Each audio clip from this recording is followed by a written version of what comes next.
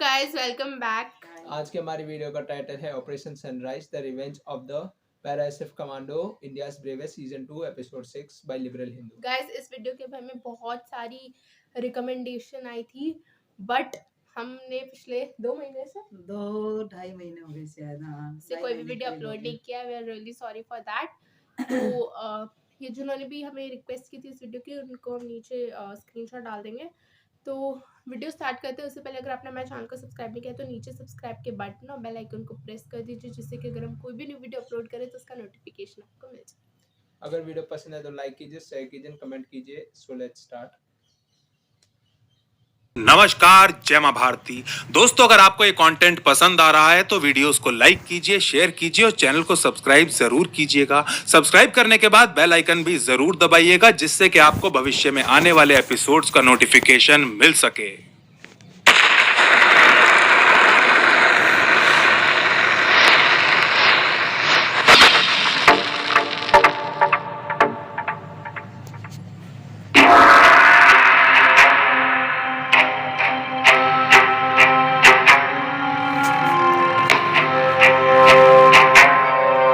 जून की इस गर्म दोपहर नई दिल्ली के पालम एयरबेस पर आज सामान्य से कहीं ज्यादा हलचल हो रही थी।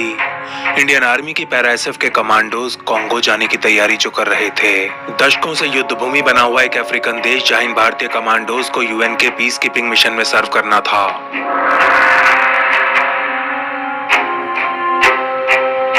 कॉन्गो में चल रहे दुनिया के सबसे महंगे पीस कीपिंग मिशन में लगभग 1/4 ट्रूप्स भारत से आते हैं और इसी परंपरा को आगे बढ़ाते हुए पैराशूट रेजिमेंट के 100 भारतीय कमांडोज आज कॉन्गो के नॉर्थ किवू प्रोविंस के लिए उड़ान भरने वाले हैं। खनिज और धातुओं से संपन्न कॉन्गो का एक ऐसा इलाका जहां गृह युद्ध के चलते नदियों में बहने वाला पानी भी लाल हो चुका था।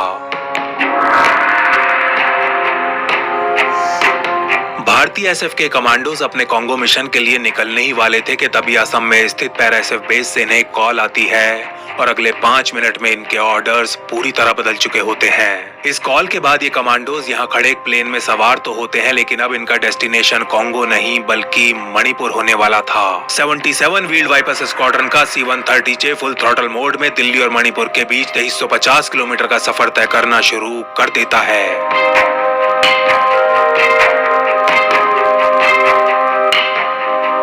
केवल 5 मिनट में सब कुछ बदल गया था। थोड़ी देर पहले तक हंसी मजाक कर रहे इन कमांडोज की आंखों में अब खून और सांसों में लावा उतर आया था। उस फोन कॉल से मिली जानकारी के अनुसार आज सुबह एक अलगाववादी हमले में डोगरा रेजिमेंट के 18 फौजी वीर गति को प्राप्त हो गए थे। 5 जून 2015 की सुबह मणिपुर में डोगरा यूनिट के काफिले को एक साथ 3 अलगाववादी संगठनों द्वारा निशाना बनाया गया था। भारतीय फौजियों के ऊपर अंधाधुंध गोलियां बरसाने के बाद ये बागी बॉर्डर क्रॉस कर म्यांमार के घने जंगलों में घुस गए थे और ऐसा पहली बार नहीं हुआ था।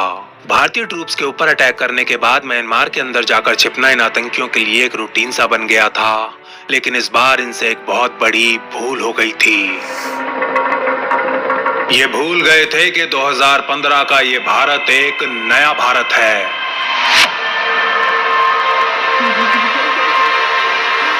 इन्हें जरा सा भी अंदाजा नहीं था कि इस बार इंडियन आर्मी उस हाईवे पर बहाए गए खून के एक एक कतरे का गिन गिन के हिसाब लेगी।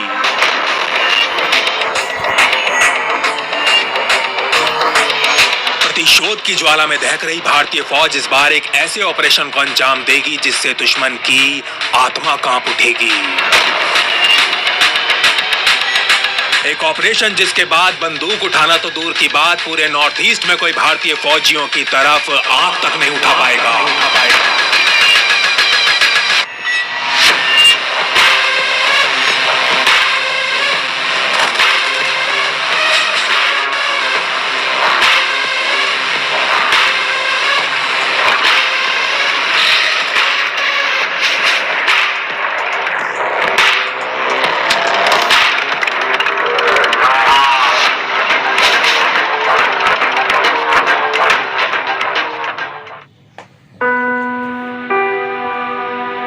मणिपुर स्थित अपने बेस पर बैठे 35 वर्षीय लेफ्टिनेंट कर्नल ऑस्कर डेल्टा एक क्षण के लिए भी अपनी आंखें बंद नहीं कर पा रहे थे। जैसे ही वो ऐसा करने की कोशिश करते, उनके कानों में वही 3 शब्द बार बार गूंजने लगते, वो 3 शब्द जो थोड़ी देर पहले उन्हें अपने रेडियो पर सुनाई दिए थे। 18 फौजी शहीद, 18 फौजी शहीद।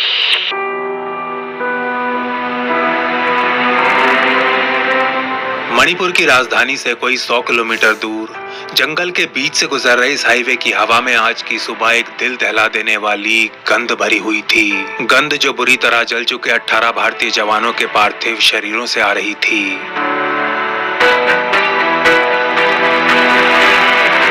डोगरा रेजिमेंट के फौजी एक ऑपरेशनल ड्यूटी पूरी कर वापस अपने बेस को लौट रहे थे और ठीक इसी समय चंदेल जिले के इस हाईवे पर हथियारबंद अलगाववादी घात लगाकर बैठे हुए थे। सुबह के ठीक 8:30 बजे एम्बुश लोकेशन पर पहुंचते ही इस डोगरा काफिले में शामिल ट्रक्स के ऊपर एक सरप्राइज अटैक कर दिया जाता है। अटैक जो बहुत ज्यादा तीव्र होने के साथ साथ अत्यंत क्रूर भी था। घटना के बाद इकट्ठा की गई जानकारी के अनुसार इस निर्मम अटैक के पीछे राज्य में सक्रिय 3 अलगाववादी संगठनों का हाथ था। संगठन जिनके नाम थे NSC-NK, KCP और KYKL। इन संगठनों द्वारा जिस डोगरा यूनिट को निशाना बनाया गया था वो मणिपुर में अपना 3 वर्षीय कार्यकाल पूरा कर चुकी थी और अटैक के समय इस यूनिट का हर जवान अपने परिवार से मिलने के लिए एक एक दिन गिन गिन कर काट रहा था।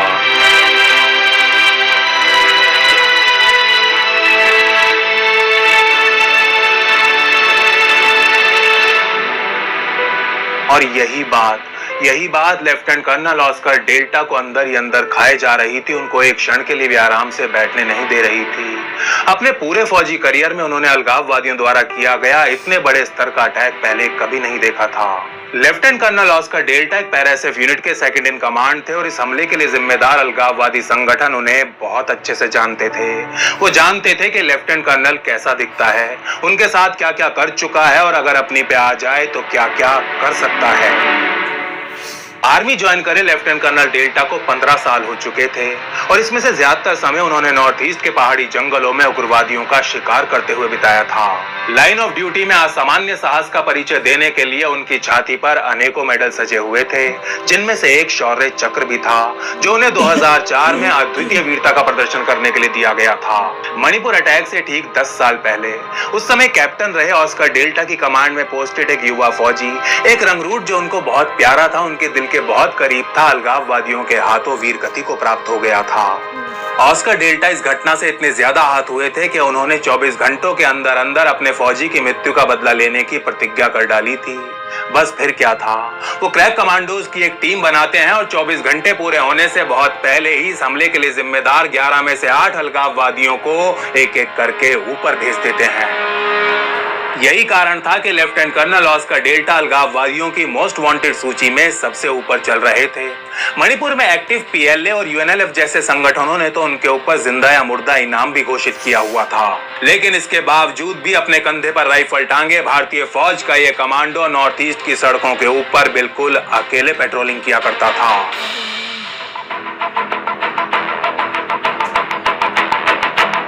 लेकिन ऐसा भी नहीं था कि अपनी इस बहादुरी की लेफ्टिनेंट कर्नल डेल्टा को कोई कीमत नहीं चुकानी पड़ी थी। उनके ऊपर घोषित इनाम के चलते उन्हें अपने परिवार से दूर रहना पड़ रहा था। 10 साल पहले उनके परिवार को एक क्लासिफाइड लोकेशन पर शिफ्ट कर दिया गया था और तब से लेकर आज तक उनका पुश्तैनी घर बंद पड़ा हुआ था। लेफ्टिनेंट कर्नल ऑस्कर डेल्टा जानते थे कि मणिपुर अटैक की जवाबी कार्रवाई के लिए उनसे संपर्क अवश्य किया जाएगा, क्योंकि बात जब नॉर्थ ईस्ट में अलगाववादियों को ढूंढने की आती थी तो उनकी पैराएसएफ यूनिट का कोई सानी नहीं था। इसीलिए पूरी तैयारी के साथ वो ऊपर से ऑर्डर्स आने का इंतजार करने लगते हैं और जल्द ही वो ऑर्डर्स आ भी जाते हैं। कुछ बड़ा होने वाला है, तैयार रहिए, आर्मी चीफ आ रहे हैं।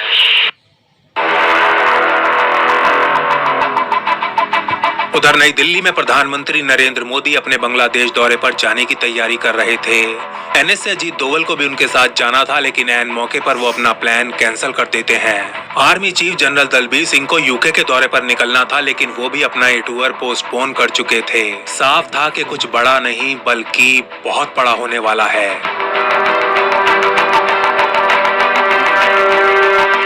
5 जून 2015 की शाम जनरल दलबीर सिंह दिल्ली से इम्फाल के लिए निकल जाते हैं, जहां 3 कोर के commander lieutenant general Bipin Rawat उन्हें पूरी सिचुएशन के ऊपर ब्रीफ करते हैं। ये एक अल्ट्रा हाई लेवल की ब्रीफिंग थी जिसमें लेफ्टिनेंट कर्नल ऑस्कर डेल्टा और उनके सीईओ के अलावा बस कुछ चुनिंदा ऑफिसर्स को ही शामिल किया गया था।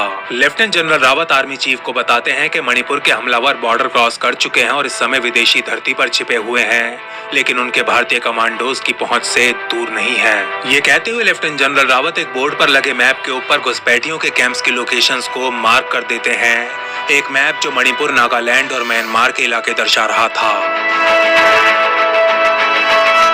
कोर कमांडर रावत से शुरुआती प्लान सुनने के बाद आर्मी चीफ दलबीर सिंह यहां मौजूद ऑफिसर से कहते हैं, जेंटलमैन, हमारे इस ऑपरेशन को खुद पीएम ने अप्रूव किया है और रक्षा मंत्री से व्यक्तिगत रूप से सुपरवाइज करेंगे। इस बार हमारे पास सरकार की फुल सपोर्ट और फुल बैकिंग है। ये सुनते ही लेफ्टिनेंट कर्नल डेल्टा के चेहरे पर एक मुस्कान सी आ जाती है और ये टॉप सीक्रेट मीटिंग खत्म होते होते साफ हो जाता है कि अगले 72 घंटों के भीतर उनके अंदर दहक रही प्रतिशोध की ज्वाला शांत हो जाएगी।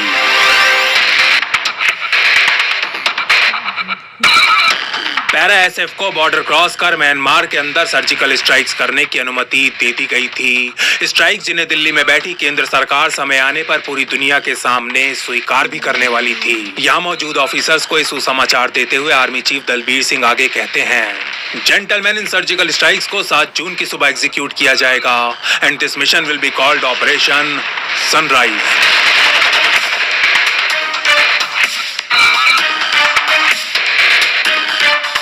इस ऑपरेशन के तहत पैरा एसएफ के कमांडोज म्यांमार के अंदर दो मुखी धावा बोलने वाले थे।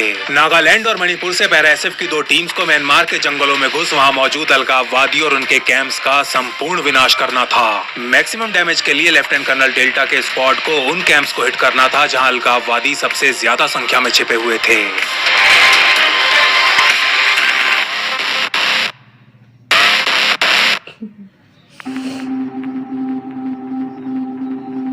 ब्रीफिंग के तुरंत बाद ही लेफ्टिनेंट कर्नल डेल्टा ऐसे कैंप्स को सेलेक्ट करने में लग जाते हैं जहां उनके अनुसार इस समय अलगाववादी खुद को सबसे ज्यादा सुरक्षित महसूस कर रहे होंगे और सैकड़ों सैटेलाइट इमेजेस और कम्युनिकेशंस को खंगालने के बाद ऑस्कर डेल्टा म्यांमार के जंगल में स्थित ऐसे 3 कैंप्स को सेलेक्ट कर लेते हैं। अलगाववादियों से भरे इन कैंप्स के ऊपर डेल्टा के स्क्वाड को मणिपुर से अटैक लॉन्च करना था और ठीक इसी समय नागालैंड में पोस्टेड एक पैरा एसएफ स्क्वाड को भी बॉर्डर पार जा पहले से सेलेक्ट किए गए कैंप के ऊपर धावा बोलना था। नागालैंड वाले स्क्वाड के लिए तो अपने टारगेट कैंप तक पहुंचना कोई ज्यादा मुश्किल बात नहीं थी, लेकिन मणिपुर में बैठे लेफ्टिनेंट कर्नल डेल्टा के सामने एक बहुत बड़ी समस्या आन खड़ी हुई थी, समस्या जिसका नाम था दूरी। म्यांमार में स्थित ये कैंप जंगल के बहुत ज्यादा भीतर थे और इनके ऊपर केवल 2 दिनों में मणिपुर से स्ट्राइक करना काफी ज्यादा कठिन साबित हो सकता था। लेफ्टिनेंट कर्नल डेल्टा जानते थे कि ऑपरेशन की सफलता को सुनिश्चित करने का उनके सामने केवल एक ही मार्ग है, डी-डे की तारीख को पोस्टपोन करना। उनके आकलन के अनुसार कैंप्स की दूरी को ध्यान में रखते हुए उन्हें और ज्यादा समय की आवश्यकता थी। इसके अलावा वो एक और प्रॉब्लम से भी जूझ रहे थे। 5 जून के दिन मणिपुर में पैरा एसएफ के मात्र 40 कमांडोज ही मौजूद थे। यही कारण था कि यूएन पीस कीपिंग पर जाने के लिए पालामेर बेस पर खड़े उन 100 कमांडोज को कोंगो की जगह मणिपुर आने का आदेश दे दिया गया था, लेकिन ये कमांडोज 6 जून की सुबह होने से पहले यहाँ नहीं पहुंच सकते थे। इस मिशन को स्मूथली मैनेज करने के लिए कोर कमांडर बिपिन रावत अपने हेडक्वार्टर्स को नागालैंड के दीमापुर से इम्फाल शिफ्ट करवा लेते हैं। इस समय तक lieutenant general Rawat Indian army में एक लेजेंड का दर्जा प्राप्त कर चुके थे और एक लेजेंड को अपने बीच देख कमांडोज का मनोबल काफी ऊपर चला गया था।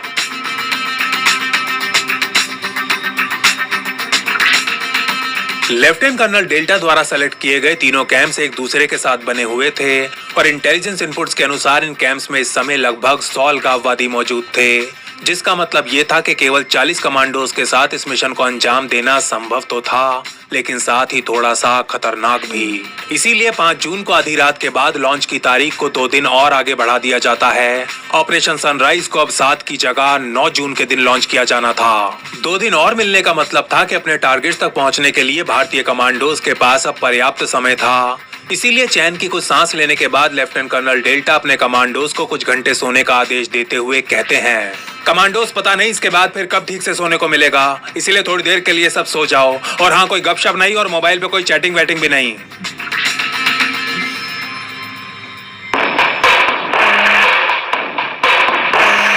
अगले दिन सूर्योदय से पहले कुछ शॉर्ट ब्रीफिंग्स के बाद पैरा एसएफ के कमांडोज अपने मिशन पर निकलने के लिए गियर अप करना शुरू कर देते हैं।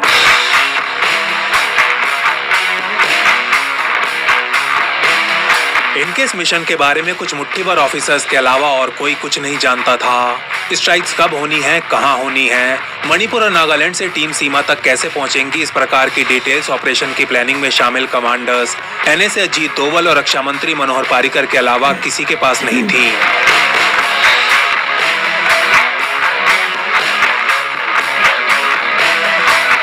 सर से पैर तक पूरी तरह हथियारों से लदे पैरा एसएफ के इन 64 कमांडोज को लेफ्टिनेंट कर्नल डेल्टा ने खुद अपने हाथों से चुना था। ऑपरेशन सनराइज के लिए कमांडोज अपने साथ Carl Gustav 84 mm rocket launchers, Kalashnikov machine gun, star 21 assault rifles, Colt M4 carbines, AK-47 7.62 mm की स्नाइपर राइफल्स और under barrel grenade launchers carry कर रहे थे।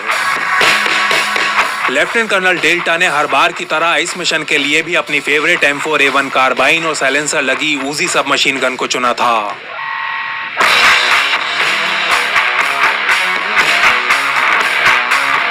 प्लान के अनुसार पैरा एसएफ के इन योद्धाओं को बॉर्डर पर स्थित पहले से निर्धारित एक लोकेशन पर पहुंचने के बाद वहां से म्यांमार के अंदर इन्फिल्ट्रेट करना था। कमांडोज के मूवमेंट को जितना हो सके उतना गुप्त रखा जाना था, क्योंकि इस मिशन की सफलता पूरी तरह एलिमेंट ऑफ सरप्राइज पर निर्भर करती थी। इस ऑपरेशन में अलगाववादियों को खतरे की जरा सी भी भनक लगने का केवल एक ही मतलब था, मिशन फेल्ड।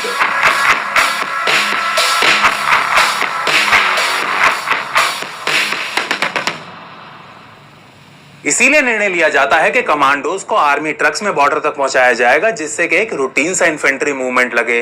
हेलीकॉप्टर्स इस्तेमाल करने का मतलब था बहुत ज्यादा शोर, और इसीलिए एयर ड्रॉपिंग या एयरलिफ्टिंग के आइडिया को पूरी तरह रूल आउट कर दिया जाता है। 7 जून के दिन निकलने से पहले लेफ्टिनेंट कर्नल ऑस्कर डेल्टा अपनी राइफल साथ खड़े कमांडो को थमा देते हैं।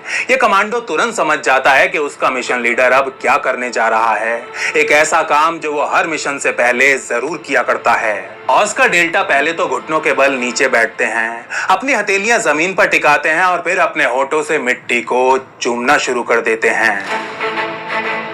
उन्हें ऐसा करते देख यहाँ मौजूद हर एक कमांडो भी नीचे झुकने लगता है, पहले धरती को चूमता है और फिर अपने देश की मिट्टी से अपने माथे के ऊपर तिलक धारण कर लेता है। और इसके ठीक अगले क्षण लेमाकोंग का आसमान इन शेरों की दहाड़ से कांप उठता है। बलिदान परम धर्म, बलिदान परम धर्म, बलिदान परम धर्म, परम धर्म।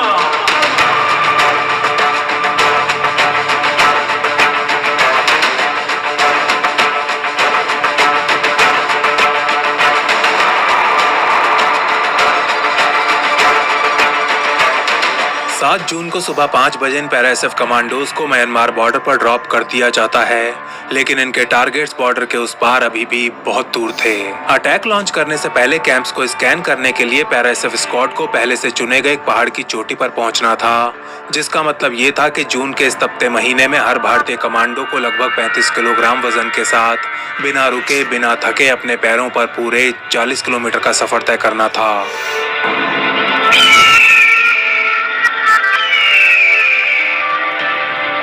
लेफ्टिनेंट कर्नल ऑस्कर डेल्टा एक सिपाही के रूप में तो अपना लोहा मनवा चुके थे, लेकिन ये अगले 48 घंटे कमांडर के रूप में उनके नेतृत्व की अत्यंत कठिन परीक्षा लेने वाले थे। आज उनके कंधों पर इस मिशन का भाग्य और 64 युवा कमांडोज का जीवन तो निर्भर कर ही रहा था, लेकिन इन सब के अलावा एक और चीज ऐसी होती है जिससे बढ़कर एक पैरा एसएफ कमांडो के लिए इस दुनिया में कुछ नहीं होता, उसके राष्ट्र की प्रतिष्ठा।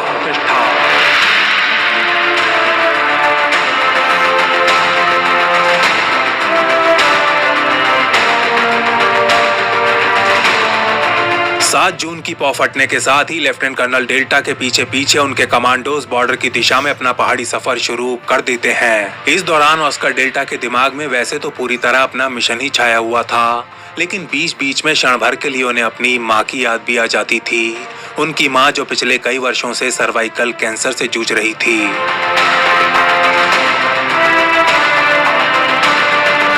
दो दिन बाद उनकी माँ की एक मेजर सर्जरी होने वाली थी और इतनी बड़ी ये बात उन्होंने किसी को नहीं बताई थी। अपने इस निर्णय को ले लेफ्टिनेंट कर्नल डेल्टा के मन में जरा सा भी पछतावा नहीं था।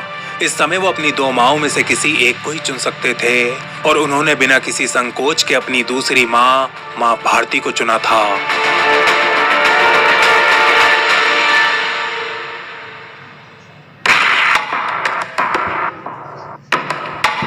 8 जून का सूर्य निकलने से कई घंटे पहले भारतीय पैरा कमांडोज बॉर्डर क्रॉस कर म्यांमार में अपना पहला कदम रख चुके होते हैं। इस ऑपरेशन के लिए लेफ्टिनेंट कर्नल डेल्टा ने बॉर्डर के पास एक गांव में रहने वाले 2 भारतीय गाइड्स को भी हायर किया था।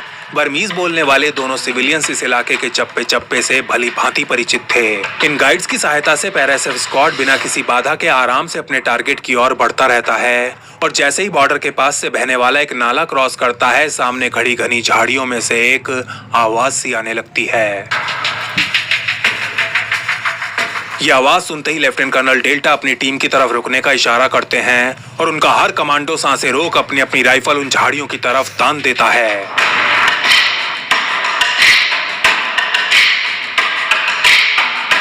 लेकिन इससे पहले कि कोई अनहोनी घटती, झाड़ियों के पीछे से 5 आदमी प्रकट होते हैं जिनके कंधों पर बड़ी बड़ी मॉनिटर लिजर्ड्स टंगी हुई थीं। स्क्वाड के साथ मौजूद गाइड्स के पूछने पर पता चलता है कि ये 5 बर्मीज शिकारी हैं जो इलाके में पाई जाने वाली इन तैत्तिकाई छिपकलियों का शिकार कर उन्हें बेचने का काम करते हैं। इन शिकारियों ने बैठे बिठाए ऑस्कर डेल्टा को एक अत्यंत गंभीर दुविधा में डाल दिया था। अब वो चाहते हुए भी इन लोगों को ऐसे ही नहीं छोड़ सकते थे, क्योंकि ये लोग शिकारी के भेष में अलगाववादियों के जासूस भी हो सकते थे और इनको छोड़ना पूरे मिशन को खटाई में डाल सकता था। इसके अलावा दूसरा विकल्प ये था कि इन 5 को यहीं के यहीं ऑन द स्पॉट खत्म कर दिया जाए। लेकिन लेफ्टिनेंट कर्नल डेल्टा जानते थे कि बिना पुख्ता सबूत के वो और उनके कमांडोज ऐसा कभी नहीं कर सकते, क्योंकि इस बात की भी पूरी संभावना थी कि ये लोग सच बोल रहे थे और वास्तव में शिकारी ही थे। काफी देर सोचने के बाद भी लेफ्टिनेंट कर्नल डेल्टा अपनी इस दुविधा का निवारण नहीं कर पाते और इसीलिए इन 5 को बंदी बना अपने साथ उस पहाड़ तक ले जाने का निर्णय करते हैं जिसकी चोटी से टारगेट कैंप्स को स्कैन किया जाना था।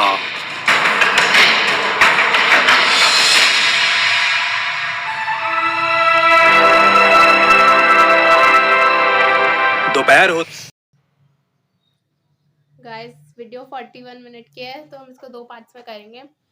तो सबसे पहले 2015 में म्यांमार में सर्जिकल स्ट्राइक्स हुई थी, ये हमने भी सुना था, है ना, म्यांमार में हुई थी। तभी सबसे पहले स्टार्टिंग में से बोले थे जब पैरा एसएफ कमांडोज कॉन्गो जा रहे थे यूएन पीस कीपिंग के लिए, उनको फिर म्यांमार मतलब मणिपुर के लिए भेज दिया गया था।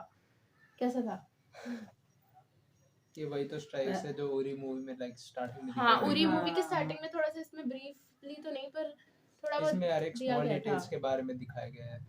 हाँ, और इसमें हाँ। लेट बिपिन रावत सर के बारे में था जब आई थिंक वो सीडीएस नहीं थे, मतलब लाइक वो जनरल बिपिन रावत नहीं थे, लेफ्टिनेंट जनरल थे। कॉर्प कमांडर थे। लेफ्टिनेंट जनरल उनकी रैंक थी उस टाइम पे। हाँ, और डिफेंस मिनिस्टर वो थे मनोहर पर्रिकर जी, हाँ। पर्रिकर जी थे। और अभी तो खैर वो भी नहीं रहे। और अजीत डोवाल जी का भी रोल था इसमें वो। हाँ, कि वो हाँ। उधर जाने कहाँ पे जाने वाले थे, उसके बाद उन्होंने वो अपना दौरा कैंसिल कर दिया। मोदी मोदी जी के साथ जाने वाले थे बांग्लादेश। हाँ। और वो एक और थे ना, वो उधर जाने वाले डिफेंस थे, minister- defence defence minister minister United kingdom जाने हाँ। वाले थे। हाँ, तो लाइक सही बोला था कि 2014 से पहले ऐसा कुछ सुना नहीं था सर्जिकल स्ट्राइक जैसा। 2014 का, ये 2015 की बात है। फिर अब चाहिए म्यांमार सर्जिकल स्ट्राइक्स देख लो या फिर काफी हुई थी, जब तो पाकिस्तान बाद वाली में देख पाकिस्तान लो। वाली भी हुई थी शायद, उरी। 1920 में हुई थी शायद। हाँ ये जो क्रॉस बॉर्डर टेररिज्म है, 2019 या 20 में। हाँ हाँ। क्रॉस बॉर्डर टेररिज्म के बारे में जो दिखाया गया था वो 2015 की बहुत बड़ी घटना थी जो हुई थी। तो हाँ ना, न्यूज़ में बनी 18 थी। सोल्जर्स मार्टिर हुए थे। और क्या कहते हैं, ये मतलब ऐसे दिखा रहे थे कि जैसे नॉर्मल ट्रक व्रक्स में नहीं जाते कि हाँ हेलीकॉप्टर से करते तो ऑब्वियसली आवाज आती, ये आवाज बात आती है। ना उसमें ज्यादा, फिर पता चल जाता। अब उसमें गाड़ी में तो नॉर्मल मूवमेंट होता रहता है इनका, इसलिए पता नहीं चलता है। पहले तो सलूट है इन सभी जवानों का कि मतलब इनका कोई त्योहार या कोई फेस्टिवल या कोई बर्थडे कुछ भी सेलिब्रेट नहीं करते अपने बच्चों या परिवार के साथ में। मतलब इनका सब कुछ परिवार, सब कुछ वो ही है। मतलब जहाँ ये लोग शिद्दत से और अपने सच्चे दिल से सेवा जैसे कि करते उसमें हैं वो बोल नहीं रहे थे भारत उनकी माँ का मेजर ऑपरेशन होने हाँ, वाला था हाँ, सर्वाइकल हाँ। कैंसर का, फिर भी मतलब उस ऑपरेशन के लिए गए वो, तो उनका उनकी तरफ मतलब वो नहीं था कि परिवार है मेरा। हाँ। तो ये अभी ये देख रहे हैं कि वो जो कह रहे थे कि वो छिपकली कौन लिजर्ड्स का शिकार करते हैं, मोनालिसा तो lizard। वो सच में थे या फिर नहीं थे, मतलब या यार हो वो सकता है तो जासूस भी हो हो सकते हैं। सकता है क्योंकि वहाँ पे लाइक खाने पीने की हाँ। कमी रहती है, तो पैसों मार की भी नहीं कमी सकते थे रहती है। क्योंकि वो श्योर नहीं थे। तो शिकारी थे, हाँ। मार भी देते पर लेकिन वो पर- फॉरेन सिटीजन थे इसीलिए भी नहीं मारा होगा। फिर वो उनको अपने सबूत साथ भी- लेके गए ना। हाँ लेके गए और पार्ट 2 में पता चलेगा। पार्ट 2 में पता चले क्या हुआ गाइस इसमें। Stay tuned. बिल्कुल, ये जैसे स्टेट मतलब जो 2 कंट्रियों के बीच टेररिज्म का दिखा है इंडिया म्यांमार का, वो अभी अफगानिस्तान पाकिस्तान में भी लाइव दिख रहा है। आज ही में जैसे न्यूज़ आई थी कि 5 जो पाकिस्तानी सोल्जर्स है वो शहीद हो चुके हैं अब तक। हाँ, अफगानिस्तान, पाकिस्तान। एनीवेज गाइस, इसका पार्ट 2 नेक्स्ट वीडियो में होगा। तो अगर आपको वीडियो अच्छी लगे तो नीचे सब्सक्राइब के बटन को प्रेस कर देना, लाइक करना, शेयर करना और कमेंट करना अगर आपको भी चाहते हैं कि हम किसी वीडियो पे रिएक्ट करें। तो जब तक के लिए जय हिंद। जय